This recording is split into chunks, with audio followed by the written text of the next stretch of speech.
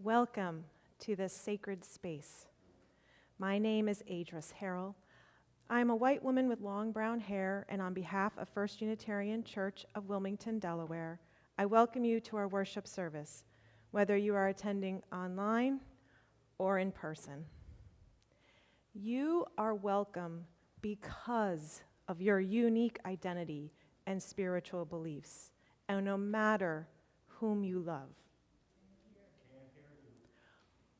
They can't hear me.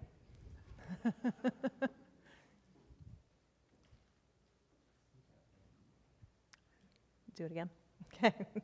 Welcome to this sacred space. My name is Adris Harrell. I'm a white woman with long brown hair, and on behalf of First Unitarian Church of Wilmington, Delaware, I welcome you to our worship service, whether you are attending online or in person.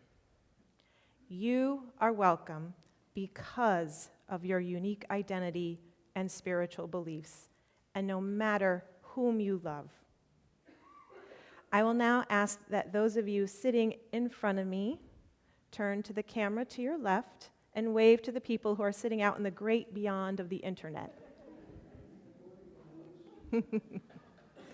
Now, please greet the people around you with a smile.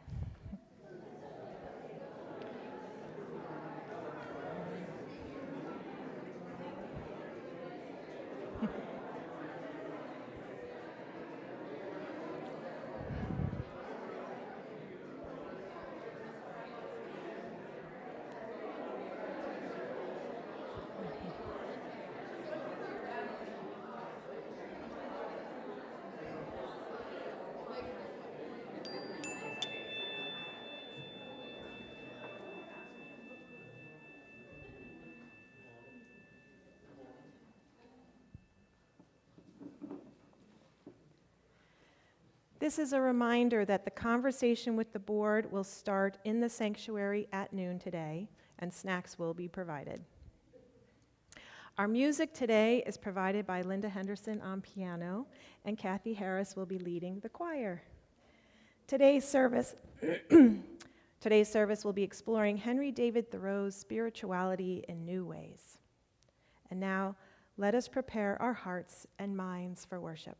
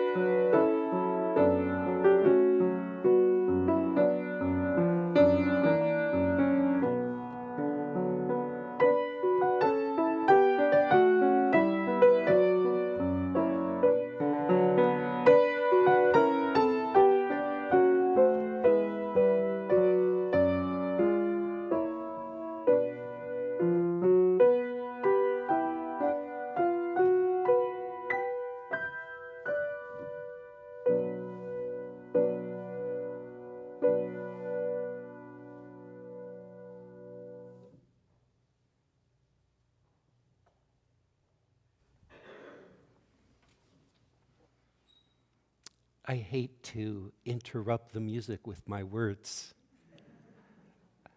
Let that music fall within us, soothe us, heal us, and ground us.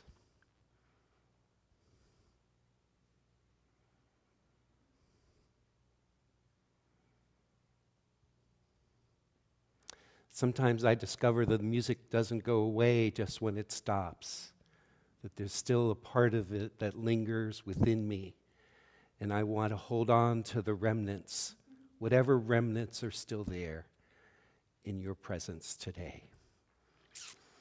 I'm the Reverend Larry Piers, minister here at the First Unitarian Church of Wilmington. We create together a brave and courageous space. I just made that up. But why don't you say that after me? We create together a brave and courageous space. Indeed, all that has been happening in our world requires us to create again and again, to construct again and again, brave and courageous spaces where we can truly show up.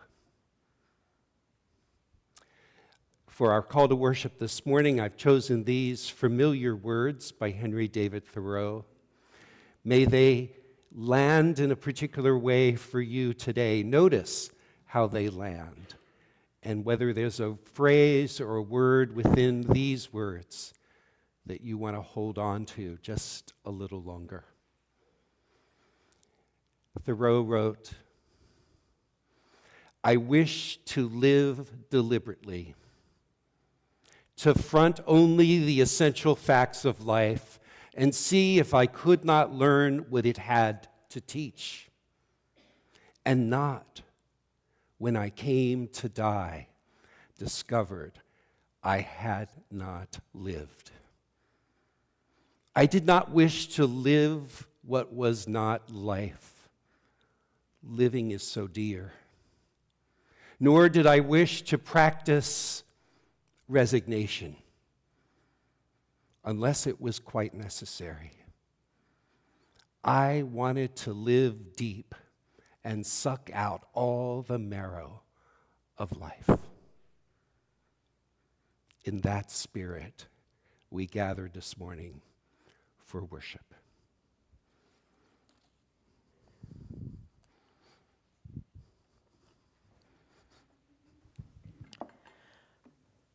For those of you at home, if you have a chalice, I invite you to join me by lighting it as I read these words by Henry David Thoreau. "Though I do not believe that a plant will spring up where no seed has been, I have great faith in a seed. Convince me that you have a seed there, and I am prepared to expect wonders." Please rise and body your spirit to sing hymn number 208, "Every Time I Feel the Spirit," and remain standing after the hymn for our unison affirmation.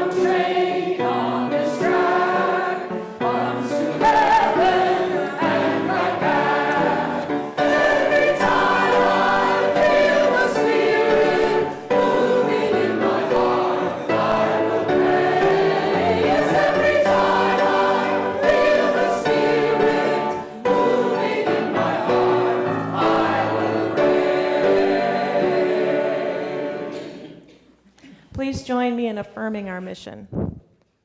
First Unitarian Church of Wilmington is a beloved community that nourishes minds and spirits, fights injustice, and transforms the world through loving action.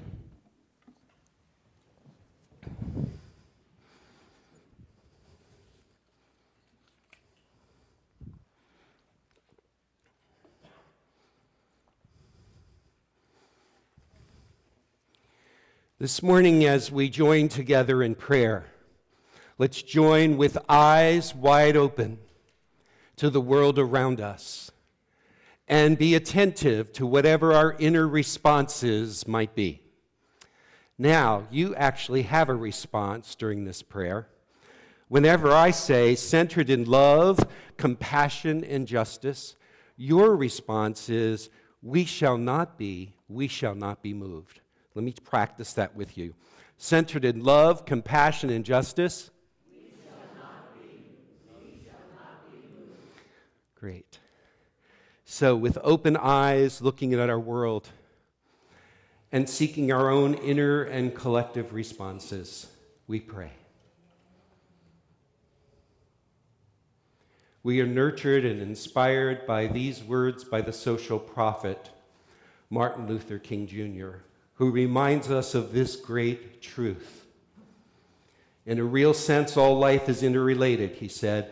All of us are caught in an inescapable network of mutuality, tied in a single garment of destiny. Whatever affects one directly affects all indirectly. I can never be what I ought to be until you are what you ought to be, and you can never be what you ought to be until I am what I ought to be. This is the interrelated structure of reality. Let us pause in that understanding, in that reality of our inescapable network of mutuality. Let us sense that we are tied indeed in a single garment of destiny. Holy power within us and among us, we beseech you to hold us and move through us as we observe some of the troubling, divisive actions in our country from this past week that have sought to fray that single garment of destiny that ties us together. Our hearts go out to those family and loved ones and companions who died at the plane crash. 67 people died, which should elicit in us a deep and compassionate response. What we heard was less compassion and more words and false narratives that seek to divide us from those we have entrusted with our leadership. But we remind ourselves that centered in love, compassion, and justice, we shall not be moved. When early this week budgets were frozen under the guise of efficiency, uncertainty and fear about basic care promised by our country's budget, meals and health care services, all felt threatened. Even after this crazy, abrupt order was rescinded, the fear, the uncertainty, and the insecurity did not subside immediately. Centered in love, compassion, and justice, we shall not be moved. Raids on undocumented people sent paralyzing fear in our communities across this country, put an unnecessary burden on some children and those who are most vulnerable. Centered in love, compassion, and justice. We shall not be moved. When the keys to power and decisions seem to be handed over to the richest person in the world who has benefited so much already from government funding, while those who seek just to get by live in uncertainty, insecurity, and fear, centered in love, compassion, and justice, we shall not be moved.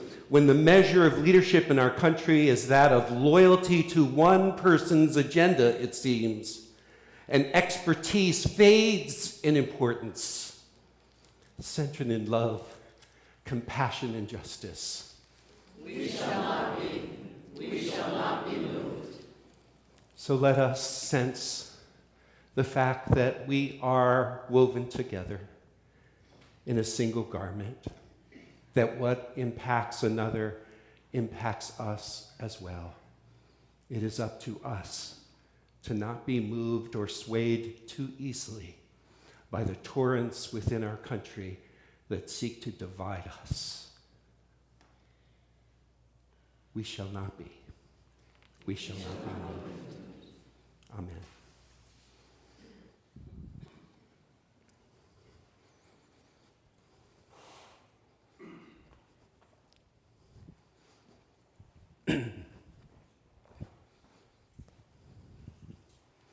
So we attend to whatever it is that we are holding in our own heart today, knowing that sitting alongside of one another, we need not hold anything alone.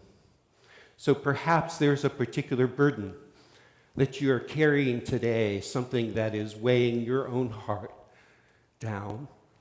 Could be a concern for yourself, for another, or for our world. So take a moment now, maybe with your hand on your heart, and listen to whatever it is that's weighing you down this day. And in a moment, I will invite you to share it in this room or to write it in the chat. But first of all, let's sense the weight of what it is that we're holding.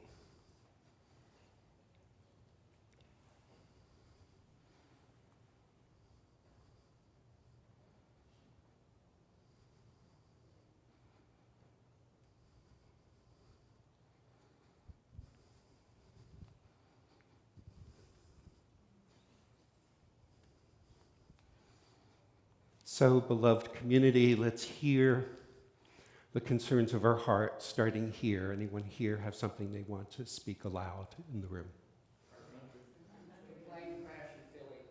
Diversity, equity, and inclusion matter.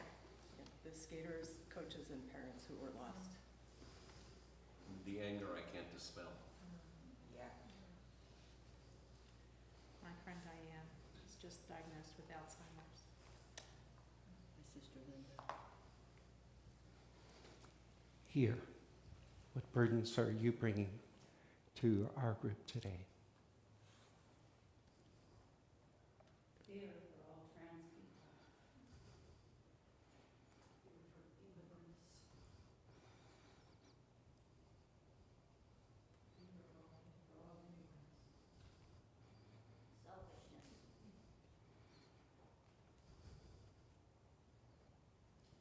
Here, The passing of a good friend. Helping my daughters. The future. Anger.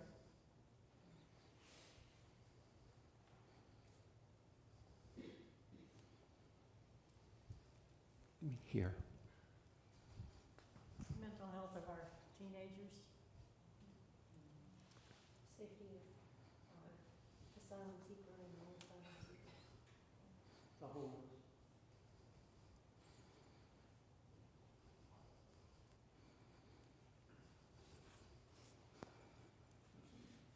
Courageously and boldly, we bring our cares and our concerns before one another, knowing that it is deeply human to continue to care.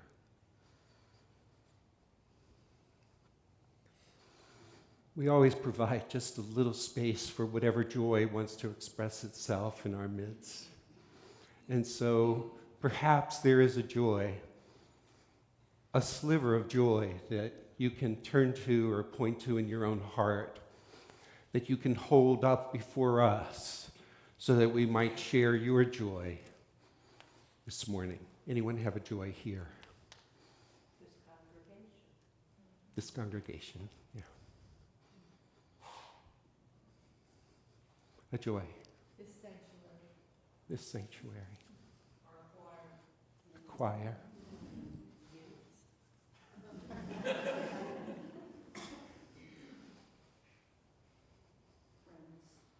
Friends.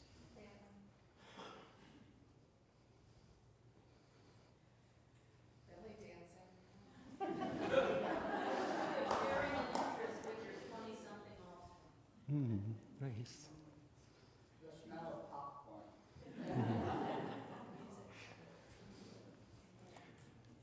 So we are neither defined by our sorrows nor our joys, but we hold them up before each other and recognize that they connect us to something that is more powerful than the forces that might ask us to stop caring, to stop having concern.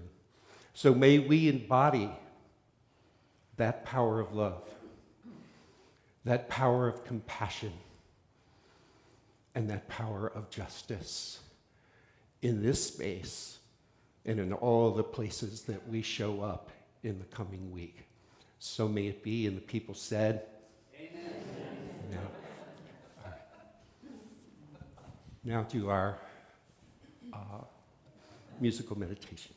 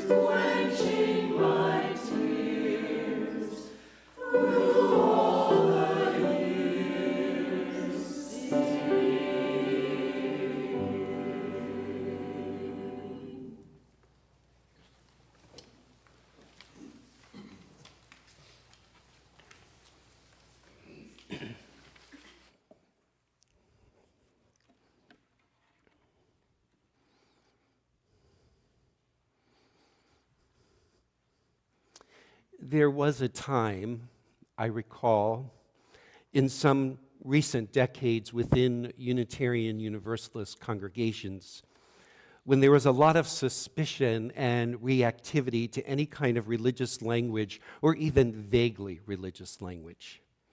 These were the days when it was not uncommon for many in our congregation to consider Unitarian Universalism as an alternative to religion rather than an alternative religion. It was and is an understandable attitude.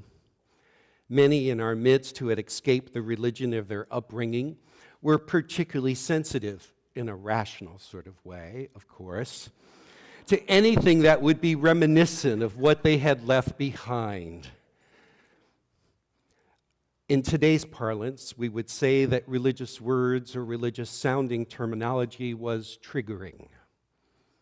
Those were the days when ushers often wore rubber gloves, and if the word God, for example, were uttered by someone during a reading, the singing of a hymn, while giving a sermon, ushers would distribute tubes of cortisone cream to make sure that the symptoms of an allergic reaction could be treated right then and there. Those were the days when even the words theology or even spirituality could cause an outbreak or an outburst. It would not be out of the ordinary to hear someone say, "We're Unitarians, we don't do," and then complete the sentence with whatever possible offending word they deemed didn't fit their particular version of what Unitarian Universalism is. So they might say, "We're Unitarian Universalists, we don't do God. We're Unitarian Universalists, we don't do spirituality or theology, or Jesus." You might say, to be honest, that we were the most closed-minded, open-minded religion around, or the most reactive, rational religion this side of the Mississippi. Even in theological school, my fellow students and professors even had imbibed this caricature of Unitarian Universalists. Most UUs did nothing to disavow them of their character or generalities. Mostly, Unitarian Universalists tended to enjoy the chiding and bask in the glow of their terminal uniqueness. After all, we were not like those others. We were proud heathens.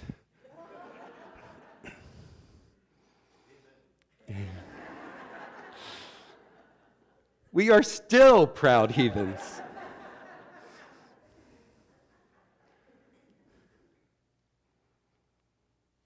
Over the years, what I've begun to feel is that this could also lead to no one taking Unitarian Universalism seriously, not even Unitarian Universalists. Over time, I've come to see that we do a disservice to the whole tree of who we are as a denomination, as a religious movement, including all the various contemporary branches of Unitarian Universalism, as well as the roots of our religious and historical heritages, if we imagine that everyone is, or should be, hanging out on our particular branch or perspective that we have found so much comfort in. Do you get what I'm saying here? Some of you know that I take a homeopathic approach to treating our allergic reactions to some religious terms. In other words, I apply those words in small doses so that we can actually begin to observe our reactions rather than just be our reactions. We can get curious about them and find our own way forward with or without a personal meaning to any of those words. If we are, and I believe we must, partner with various religious traditions to respond to some very real threats to human well-being, human dignity, and human safety that we're experiencing, not in the abstract, but in the real here and now, then I think we need to confront some of what has been our tendencies to be pre-offended if someone uses a word or imagery or their religious terminology to ground their own social action and compassionate service in this world.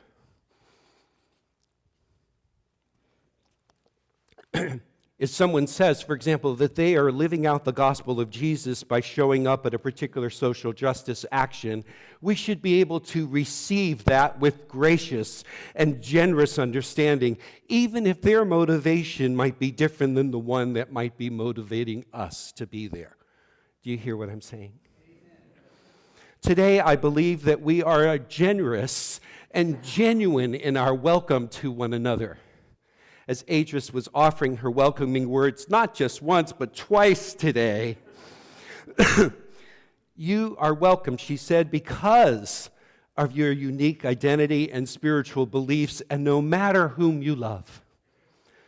We cannot hear these words of welcome and take them for granted in the world in which places of generous and genuine welcome are so sorely needed, desired, and longed for in ways that we could not even have imagined a few weeks ago.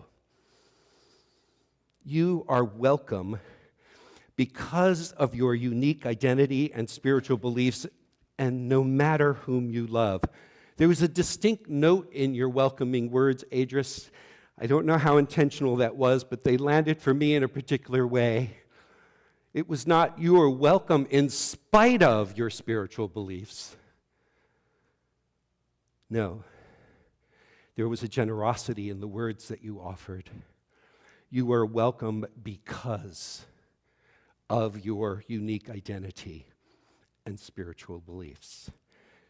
There is also a courage in your welcoming words. It implies that we are creating together by our presence a sanctuary that can hold different identities, that can engage with different spiritual beliefs. This is aligned with our roots and our aspirations as a Unitarian Universalist community, since core to the kind of spaces that we are creating is informed by that resounding adage from our religious ancestors, we need not think alike to love alike.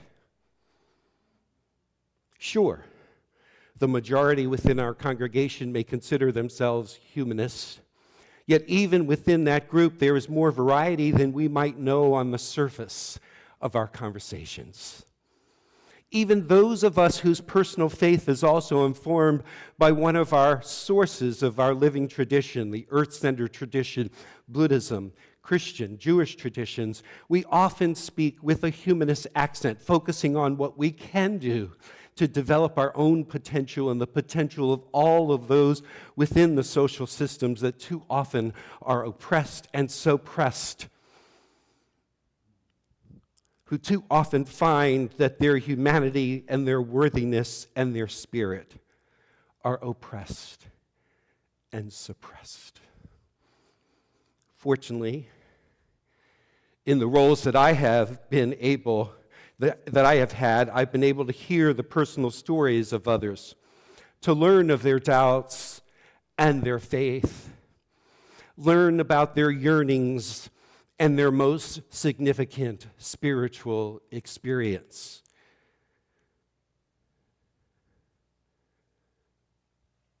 We need to be gracious and generous enough to listen to one another's stories. And I think we do a good job of that here.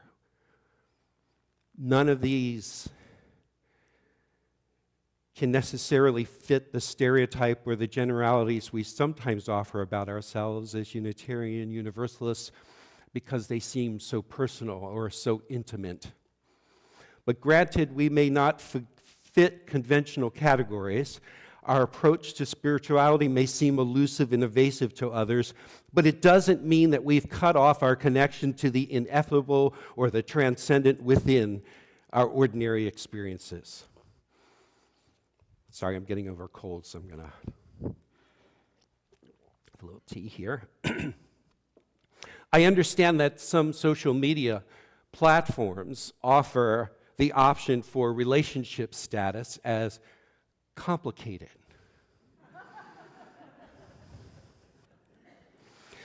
So maybe that's our starter phrase. When asked about our spirituality or our spiritualities as Unitarian Universalists, we just say, it's complicated. And then we continue.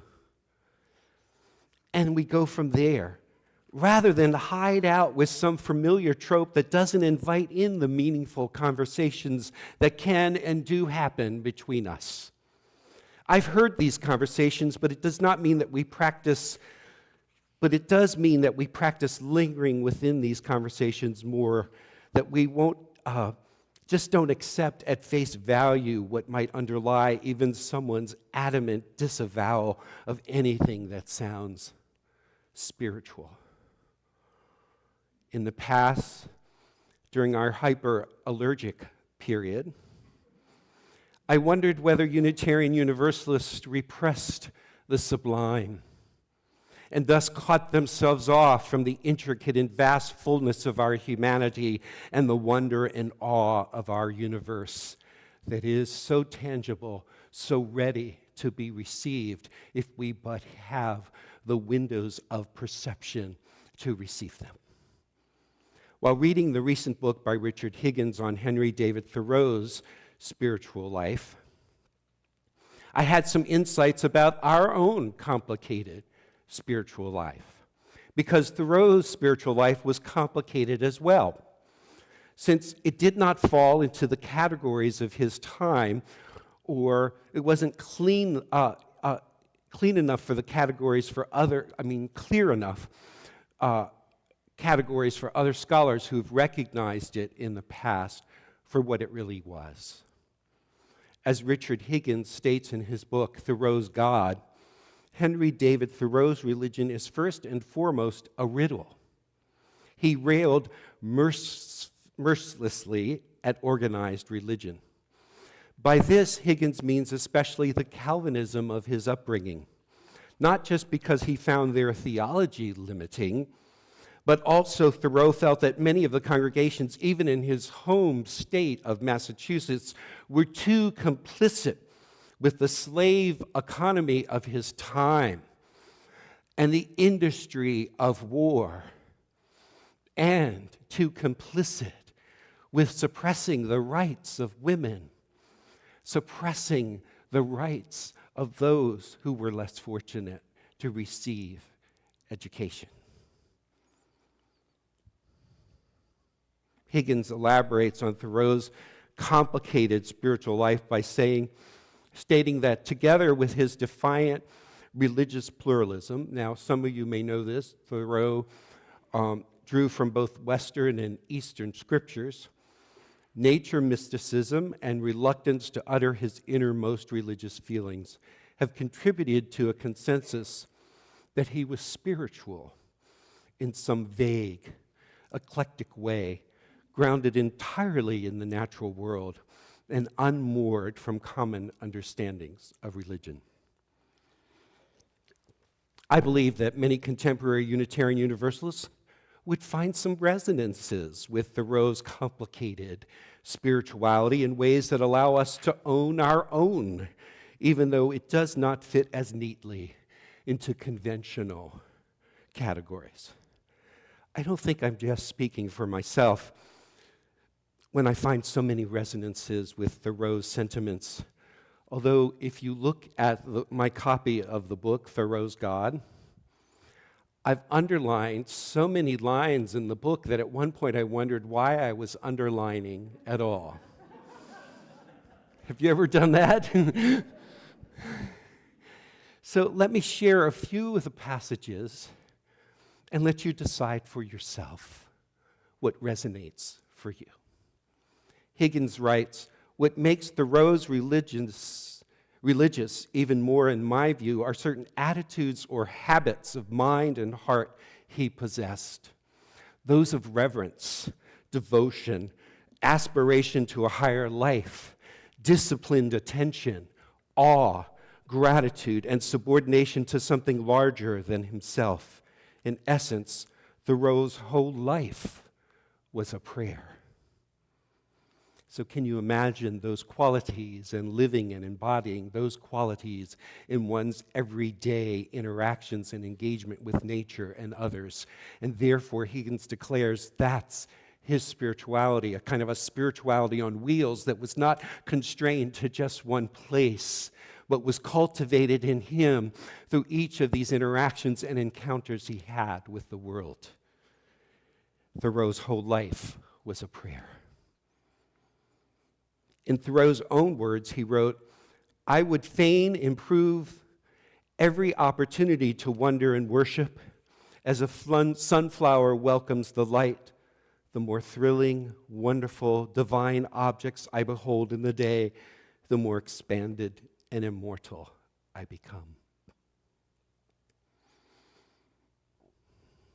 In other words, it was his direct experiences of the wonder and awe in nature that cultivated in him a sense of inner reverence akin to prayer. Thoreau would find, as Higgins points out, kinship with this declaration by Abraham Joshua Heschel, who wrote, "To pray is to take notice of the wonder, to regain a sense of the mystery that animates all beings, the divine margin in all attainments.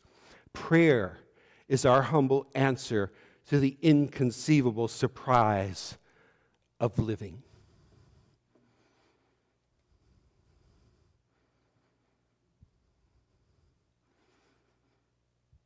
Are you ever surprised at times by living? Do you ever find yourself, maybe catch yourself even in the middle of the night, wondering, why am I alive? How am I alive? What is this life that I have? Maybe in that sentiment, in that feeling, we are doing something akin to prayer. Higgins points out that Thoreau was particularly harsh about the organized religion of his time because of its sectarianism, its emphasis on sin and the need for redemption, its disconnection from nature, and its focus on a revelation 2,000 years ago rather than today. But we can't mistake his critique of the organized religion of his time, as some scholars have done, and jump to the conclusion that Thoreau did not have a vibrant, meaningful, and generative spiritual life. His spirituality, and I might add our spiritualities, justify some of the commonplace categories that we usually associate with spirituality so that it might go unrecognized even by ourselves. It's complicated, right? We are more accustomed in our time to recognize that even if someone does not use religious language to interpret their experiences, or even actually disparages religious language, it doesn't necessarily mean that they are devoid of spiritual experiences. The democratic socialist and author Barbara Ehrenreich, the author of Nickeled and Dimed, is a good example of this. In her memoir, Living with a Wild God, she shares a lot of her deeply spiritual experiences. Sam Harris, the author of Waking Up, A Guide to Spirituality Without Religion, is another person who points to the spiritual experience without feeling encumbered by some of what we might consider conventional religious language. Higgins further consolidates his research into Thoreau's writing, particularly in Thoreau's journals, this summary of Thoreau's complicated spirituality. Thoreau's religious experience was rooted in direct, unmediated perception in seeing the holy in the ordinary. This is not a matter of just glancing around and seeing things in a preconceived way, as we typically do. You have to look in order to see, he believed. For Thoreau, intention and expectation and a desire to see disclose the sacred dimension of reality. Those habits enable us to be awake rather than to sleepwalk through life, which is a central theme of Walden. And it's certainly in line with what we think of as mindfulness today. One of the best examples of this seeing the holy in the ordinary is this passage from Thoreau that brings us into his direct experience of all things a skunk cabbage. Thoreau writes, "If you are afflicted with melancholy at this season, go to the swamp and see the brave spears of skunk cabbage buds already advanced toward a new year. Their gravestones are not bespoken yet. Who shall be sexton to them? Is it the winter of their discontent? Do they seem to have lain down to die, despairing of their skunk cabbagedom? Up and at 'em! Give it to 'em! Excelsior! Put it through!" These are their mottos. To imagine such wisdom that can come to us through even a skunk cabbage allows us to appreciate some of Thoreau's approach to the world, ever ready to receive direct revelation in the here and now from unexpected and unknown places. How about each of us? I wish for each of us these kinds of encounters with life and with nature that allow us to experience everyday revelations that wake us up, that enliven us, that cultivate in us a sense of humor and perspective, and deepen in us a sense of reverence. I wish for each of us a kind of peripheral vision that is wide open to this world, and also a peripheral vision that is inward, that allows us to discover our own capacious soul. Thoreau honed this perception through journal writing, through practices like journal writing and contemplation, moral introspection, and reading the natural world as a second scripture. Each of us will find our own practices that may seem less subjective or introspective. Of course, Thoreau defies categorization once again, since he, like most of the transcendentalist Unitarians and religious liberals in his circle, tended to combine social action and political engagement with a mystical interior, a search for truth, and an emphasis on self-expression. In other words, spiritual sensibility and social justice were not separate and distinct categories, but interrelated domains for Thoreau. Even though much has been made about the fact that he wasn't truly a hermit when he hung out at Walden Pond, that really wasn't the point. Walden was an intentional immersion experience for him that grounded him in a worldly transcendentalism that expanded his awareness of the present moment, not only in the sense of knowing more of the world around him, but of building his capacity to enter the world more fully. I wish the same for each of us. And entering it fully meant an engaged spirituality, not retreating from the challenges of his time, but propelled to enter them. Perhaps enlivened by an awareness and a conviction that did not allow him to succumb too easily to the dominant culture of his time. Most of us don't know that he held a meeting outside of his cabin during the time he was at Walden with 40 abolitionists planning and strategizing on various approaches they could take to abolition. His was not a religion of the soul alone, but a religion that also cared for the soul of America as well. His treatise on civil disobedience was written while he was at his cabin at Walden Pond. That treatise went on to inspire many social prophets and activists, such as Gandhi and Martin Luther King Jr. Thoreau argues that individuals should prioritize their conscience over compliance with unjust laws, asserting that passive submission to government authorities enables injustice. Do I need to say anything more? Do I need to point out the trajectory from his sensibility and his time to our own?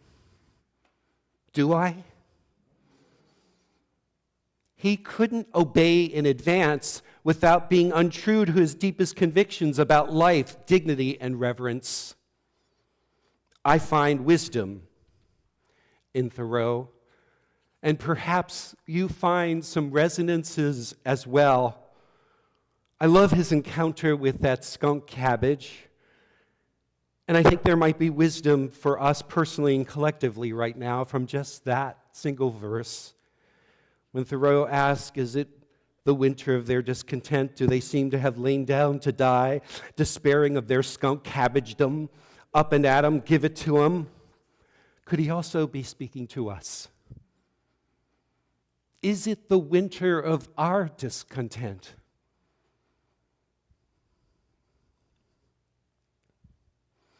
Do we seem to have laid down to die despairing?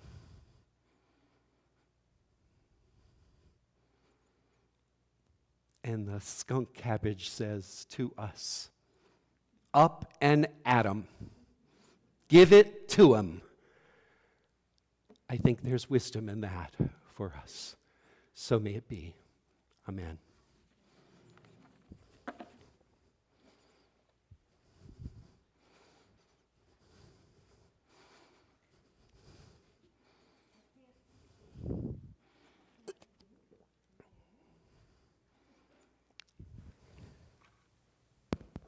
Can you hear me now? Okay. I can't be the only one who grew up in New England and has vivid memories of skunk cabbage, right? There's a ton in the woods of Connecticut. In 2017, my daughter Elise and I walked the Camino de Santiago, which is a 400-mile pilgrimage across northern Spain.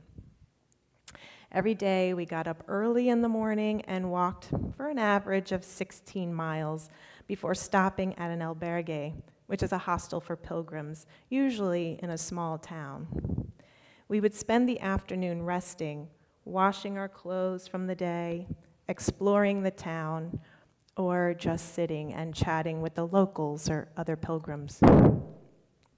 We did this every day for 34 days. It was my Walden experience. One day, Elise and I walked up a hill. I turned around and saw a vista of hills and mountains, and I started videotaping. In the video, which you'll see, I speak first off camera, and then Elise speaks as she walks towards me. I'll add that the camera never does Mother Nature justice, especially with humidity in the air. Here's the clip, hopefully. Elise is finishing coming up this hill, and as we come up, we turned and saw this amazing, amazing view. I'm part of this amazing view. You are part of this amazing view.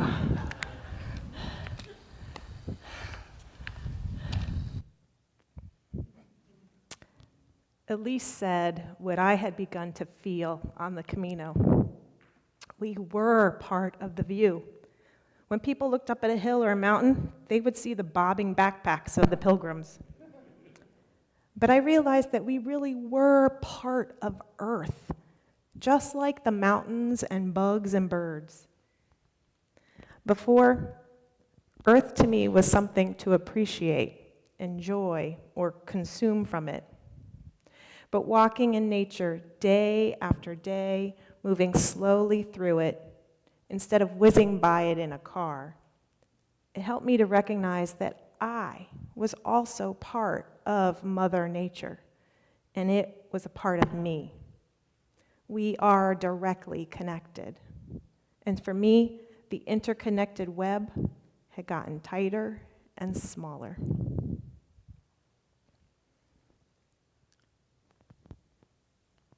We individual members are also what make up First Unitarian. If we all left and never came back, the building would still be here, but it would no longer be a church. It would just be a building. I know because the church I grew up in moved out of its first building, and that building became a really cool looking house. The people are what make it a church community. We can appreciate it, enjoy it, and consume from it, but we also need to keep it active and healthy, and that is done by our members' support through volunteer work and funding. Our ushers will be passing the plate, and other ways to donate will appear on the screen. And before we take the offering, Reverend Larry will share a few words about the stewardship drive. First, please join me in dedicating our offering. To the work of this congregation, which is weaving a tapestry of love and action, we dedicate our lives, and these are offerings. The theme of our pledge drive, our stewardship drive this year, is sustaining our capacity to make good trouble. We have a theme song. We want to teach you the chorus to that theme song with the help of the choir. So let's learn this theme song together. They will sing it through once, and then you'll join them as we sing it through the second time. Okay.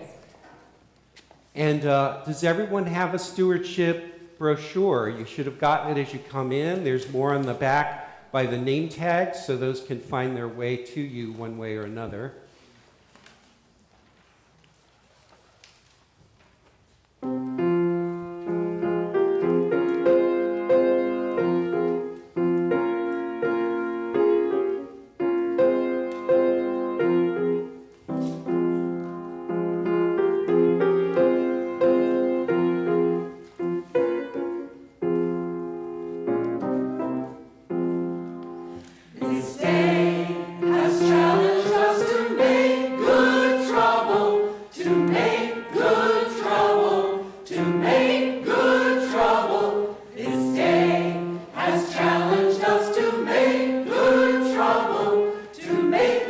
World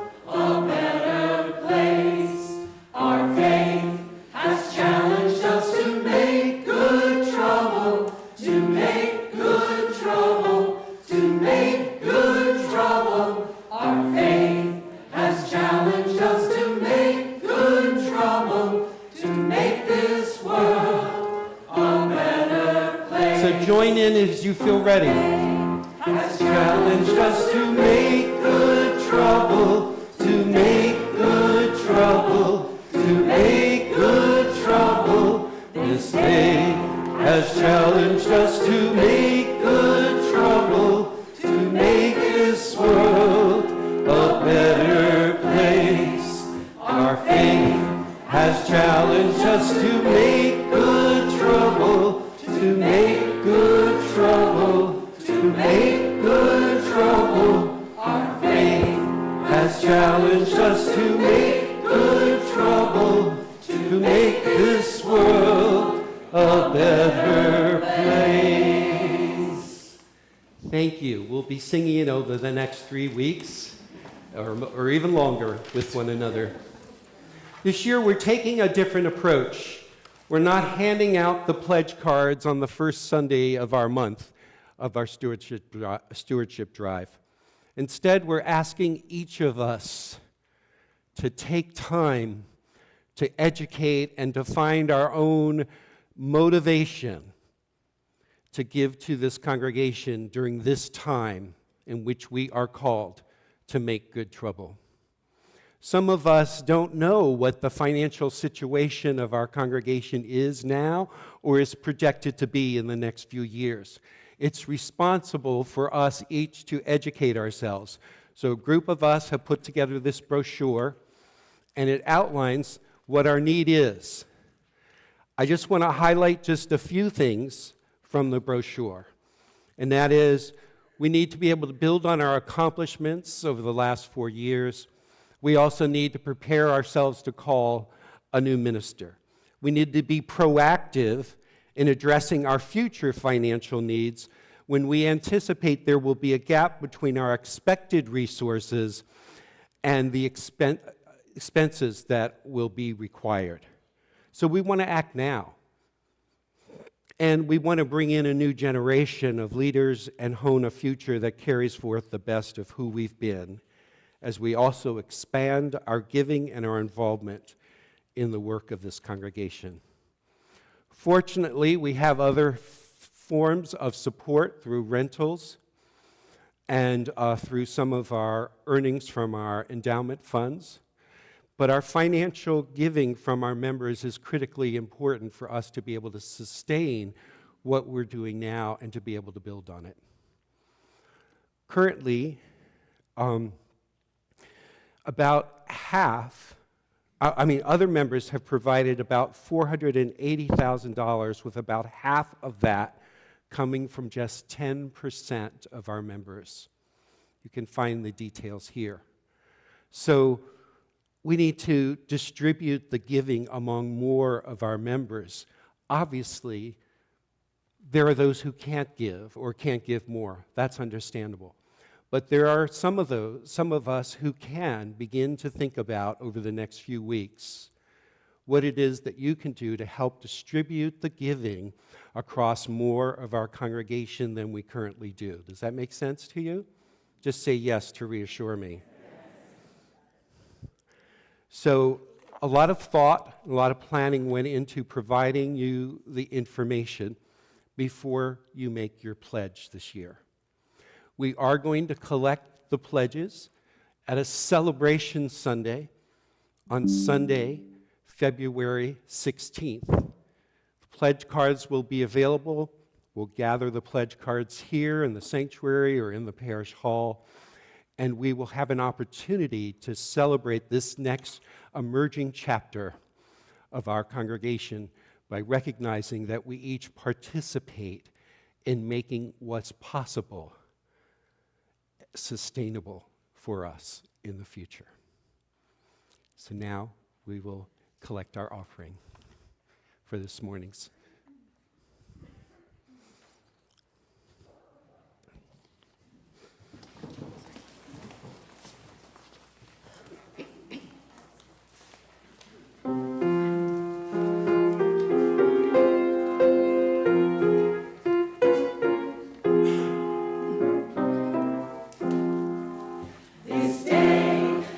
Challenge us to make good trouble, to make good trouble.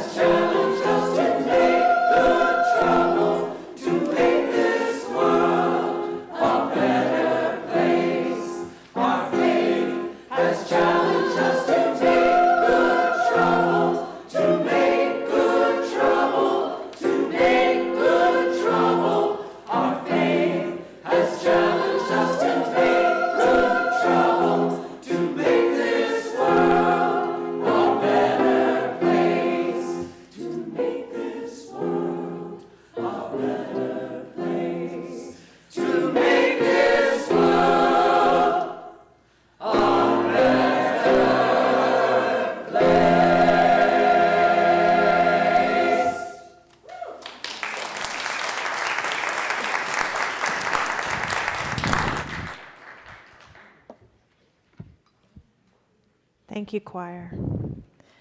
We will now extinguish the chalice as I read these words by Thoreau. I learned this, at least, by my experiment, that if one advances confidently in the direction of his dreams and endeavors to live the life which he has imagined, he will meet with a success unexpected in common hours.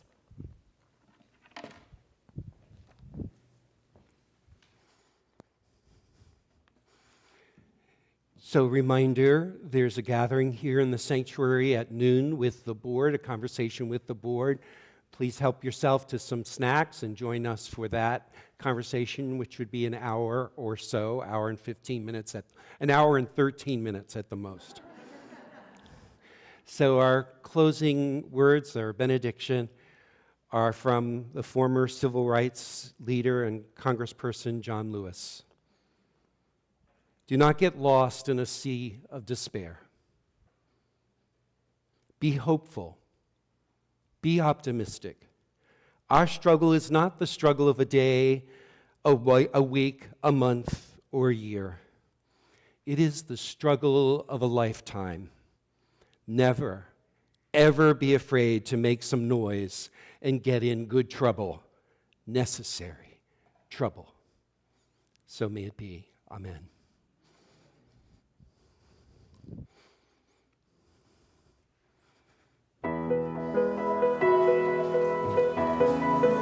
Closing hymn 1.